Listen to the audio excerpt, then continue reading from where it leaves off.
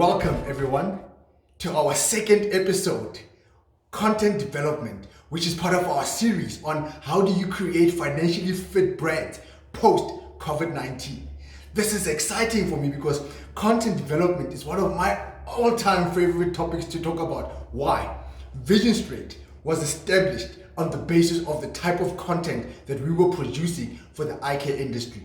And so today's topic, we're going to go into detail profiling different ways in which content development and content as a whole can be able to help you establish a strong financially fit brand during this difficult time that we are all going through, and how do we navigate past it through the usage and the building and the establishment of great content. Let's get into it right now. Look, the whole thing about content is that it involves different components that you need to be aware of. Number one, research. You need to understand why, firstly, you have to build content, who you're building content for, what type of content does your audience want, how do they want to receive that content. And so research is very, very key in terms of the content development. Number two, analytics. You have to have a clear understanding that some people prefer audio, others prefer visual, and of course, there are those that prefer written. And so as you build and establish content for your optometric practice or for your own brand as well, you need to understand that it has to be different and specific to the way people prefer receiving content. So you can't just have one type of content and expect to be received by those individuals the same way. It doesn't work like that. Next, content strategy and development. You have to have a plan. What's your content for the 10-year-old boy needing eye care, the presbyopic patient, the pediatric patient, the contact lens patient? A lot of the times when it comes to content, as optometric practices, we tend to focus a lot on our products and our services, but not in a manner that that individual that we are targeting can respond to the most. And so your content, it has to have a story behind it, where you have a particular individual at the receiving end of that content. And so your content needs to be separated. Over and above that, for example, if you're dealing with written content, right? Written content on a social media platform will be different. And I'll show you now exactly what I mean by that. Then the next phase is design and layout. How do you want those preferring audio to receive that type of content? The visual one, the written one as well, or the audio one. It's different. And so you need to think of the design and layout process when you're doing content, right? Followed by proofreading and editing. A lot of people, when they build content, they don't do proofreading and editing after they've put the content together. And the audience that is accessing that content sometimes gets to be put off when they see that, wait a minute, this looks like it was written by a 10-year-old or someone who was not taking the time required to make sure that everything is well structured, well written, and so forth. Next, content separation. What you do on one social media platform with a particular type of content will not be the same with what you do on another platform with a different type of content. So you need to separate your content on the different social media platforms. This is something that I, for example, used to struggle with, and it brings us to the next one, the length of the content. Well, the two, for example, I used to write long stories. You're thinking right now, Obi, you still do. Well, I'll give you context regarding that. I would write a long story because I love writing, right? So there'll be people that will send me a message or comment on my updates or posts and say, Obi, why can't you shorten your posts? Why can't you shorten it? Why can't you? But at the same time, I'm getting comments from people saying, Obi, I love the process that you highlighted on LinkedIn with regards to a particular subject matter and how you broke it down step by step. Whereas another person is saying to me, Obi, shorten it. So the length of content on a particular platform is very, very important. What I do, for example, on Instagram with regards the length of my caption should not be the same as what I do on LinkedIn, for example, or Facebook. And so there's that component that you need to take into consideration with. I myself struggle with it, and so that's why, for example, when I post, I'm posting quite a lot, as you have noticed, throughout our social media platforms or digital platforms. But I vary. There are times when I'm putting long content. There are times when I'm doing a lot of visual related posts. There are times when I'm doing audio related stuff. Sometimes the content is short, sometimes it's long, because every single time I'm putting content out, I've got a specific individual in mind. It's not generalized. So I know that for every long post that I put, it needs to be supplemented by a shorter one or complemented by a shorter one, so that whoever is at the receiving end of that post can connect with it. And I will share the same message, just in a different way. That's what I mean about being able to separate your content and understanding the length that your content needs to have. Next, you need to have clear objectives of the content in relation to the audience needs and requirements. Be clear. And as you set out those objectives, involve your team. Don't make the mistake of doing all these amazing things online or across different digital or print media, showcasing the content that you want people to know, right? And not involve your team. Your team in your optometric practice is the most valuable resources that you have. Why do I say that? When you have their buy-in, a lot of the activities that you will do in your practice moves faster. And so they end up bringing their commitment, their competency levels increasing and so forth. So I encourage you and I urge you, utilize your team. Get them involved in the content building in your practice. Tell them, discuss what is it that you're doing on Instagram, on Facebook, on Twitter, on LinkedIn, on YouTube, or any other platform that you decide to use whereby you need to put content out there for your optometric practice or for your own personal brand. Utilize the involvement of your team as effectively as you possibly can. And the last component regarding content is the platform with which you must use. Don't be all over the place. And it's sad sometimes that a lot of the times you'll see optometric practices doing a lot of activity on Facebook, right? But all that activity on Facebook is only connected to their optometric colleagues and not the targeted audience. So guess what? If the 10 likes that you're getting are from your optometric colleagues, as an optometric practice owner, there's a problem. It means your content has got nothing to do with the audience member that you are targeting. And so understand the different platforms. Understand, how does the millennial use Instagram? How does the baby boomer use LinkedIn? How do all generation types utilize different social media platforms? So that as you then put your content on the different social media platforms, it is structured in a manner that can help you connect with that particular target audience. Because when you connect with them, it helps them make purchasing decisions far better than they currently are now. And so let's continue. Not only that, regarding your content, right? There's different types of content that are required by your business, right? So there's the different components, then there's different types of content. There's social media content, which we have alluded to earlier on. Be clear on what you want to do on social media, what you want people to receive, how you want them to receive it, why they should receive that information. Most importantly, what should they do once they receive that information on social media. Next, your website. I beg you right now, dear practice owner, invest in your website. I don't know how else to say that.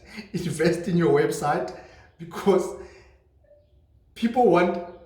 there has to be a visual representation of your brand on your website. When we're doing the topic or the episode on websites, I'll go into detail on that. But for the sake of this episode, understand the importance of content on your website. I get shocked sometimes when I see certain optometric practices, the last time they updated their website was 3 or 4 years ago. And I'm not even talking about the copyright details. I'm talking about the actual content on the website. You're seeing the About Us page, which has got nothing to do with any form of value that the end user can connect with. So instead of having an About Us page that is just standalone static with your picture there, I would rather put a visual representation of what a person is going to experience when they get to the practice. And so when we do talk about websites, I will go into detail pertaining to that. But the content that you put on your website also needs to link back to your social media. Next, media releases. You have to think of the type of content that goes with that. When you do a news flash or a video flash, there's a particular way in which audience members prefer receiving that. So by the way, when you just send out a mailing list to your patients pertaining to promotions that you're running in your business, do you actually understand how they are receiving that information and what are they doing with that information? So if you send it out to 1,000 people, do you understand the engagement that they all had? Or do you just send that out and expect people to just make appointments and come into your practice? Maybe that worked 5 years ago. It's not going to work going forward. I dropped my book. Anyway, let's continue.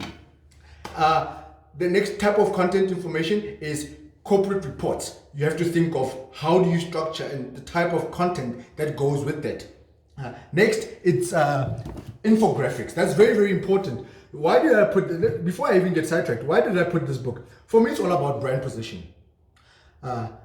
There's a person right now that, I don't want people to get lost with what I'm doing. This is content. This is content. This is an incredible book that was written by Mariki Siles. It's an incredible book on anterior segment pathology. So I put this here because sometimes people forget that we have been having this book out in the market for over a year now. And so there are certain people that are, as they're listening to this video or watching this video, are going to connect with this book and not be connecting with me. That's the whole thing about content. That it needs to be, like I said, some people are listening to me, are watching me right now, but there's someone who is visually connecting with this book that is in front of you. And now because of the book having dropped, and I had to sort of like mention it, a lot of people are asking themselves, I've always wanted this book on pathology. Why am I not getting it? So please do get in touch with us for more details on the book. But anyway, infographics. Then it's presentations. If you are a practitioner who's interested in a particular topic or subject matter on anything eye care related, when people go to your website, they should be finding details or short presentations like I'm doing right now, right? I'm doing a presentation on how do you create financially fit brands with the usage of content development. Why are you not using the various topics of interest that you have in your optometric practices by building and establishing content that is specific to what you are interested in, that you want patients to know about? Put that on your website, put that on your social media. Have links that are presentation related to COVID-19 in the eye, diabetes in the eye. And instead of putting on your website that you are checking for glaucoma, why don't you have a presentation, short 5-minute presentation or 2-minute presentation on glaucoma, on multiple sclerosis, on whatever condition that you see regularly in your practice. Build content for that. Next, newsletters. A lot of people are not engaged by your newsletters. It's a complete waste of time. Because why? The content that you have on your newsletters is irrelevant to your audience members. So think about when you're putting down or structuring a newsletter, what is it that you want this newsletter to do? So think of content pertaining to that. Same applies with your blogs. There's a difference between your blog and your newsletter. So separate the two, understand the impact that both of them will have to the targeted audience member. And lastly, videos. What we're doing right now, it's a video, right? I had to create content for this particular video that is specific to this way. Am I going to continue making sure that I write an article on this, I write a blog on this, I do a different type of presentation on this, I do a 1-hour length presentation on this? Definitely yes. Because why? Do I do a podcast on this topic as well? Yes. So it's all about making sure that the different audiences that you are targeting, all of them have an opportunity to receive the content that you want them to have. And once they receive that content, what do you want them to do with that particular content. And so this video for us, for example, a lot of people are going to be receiving it very well, because why? They prefer to be engaged in this manner. And so I will be on a video and doing this particular training because there's a resultant impact it will have to that end user that I'm targeting right now. And who's that end user? It's you, the optometric business owner, because I just wanted to show you different ways in which you should be having content and how you should be establishing that content. And so over and above all this content, always remember, it needs to be authentic, it needs to be relevant, it needs to be customized to the different generation types, it needs to be in line with purchasing decisions that consumers make, very, very important. It needs to be market segment specific. Think about it. So the generation types, how does that fit into the different market segments? You've got high income earners, you've got middle income earners, you've got low income earners. So structure your content to be specific to those audiences, taking into consideration the purchasing decisions, taking into consideration the generation types. So basically all I'm trying to say is that your content is not about the company, it's about the consumer. So make sure that your content is consumer centric. It's very, very important. And with everything that I've just said, it needs to tie back to revenue generating. How does that help you or your business generate revenue? It's very simple. Buy one, get one free. It's engaging with how. Get this frame for that frame. That's just promotional and product information, right? It's not connecting the consumer with your business in order for them to say, I need that. Let me go and make my appointment. So it needs to, everything that you do with your content, also, it's like I said, it's consumer centric. It's not about your company. So you're connecting, you're building relationships, you're educating, you're informing patients, you're going over and above just the products that you are selling or the services that you are rendering. So content is a very powerful tool that you can utilize in generating revenue in your business. And most importantly, it has to be unique to what will add the most amount of value, not only to your patients or the consumer, but in taking your business to the highest possible level of excellence, revenue growth, as well as transformation. And so if you have found any value in terms of the information that we have shared today, please do get in touch with us. We would love to hear from you. One of the things that we specialize in as a company is the building and development of content. And so we would love to develop content for your website, for your social media. We're working with multiple practices locally and internationally that we have built websites for, building the entire marketing strategies for, whereby we're writing newsletters, we're writing blogs for them that are consumer centric in helping them grow and establish their brands to be strong, reputable brands within the communities that they're serving in. And so do get in touch with us, ob@visionstryt.co.za, or connect with us on different social media platforms that we are on as @Visionstryt, and of course our website www.visionstryt.co.za. It's been an absolute pleasure having the opportunity and the privilege to be able to share this amazing content with you pertaining to the subject. And so we look forward to hearing from you. And that's it for today. I hope you're enjoying the series, because we've been getting a lot of feedback so far on the first episode, and it's been incredible the impact that people are saying that this series is having in their businesses. So do get in touch.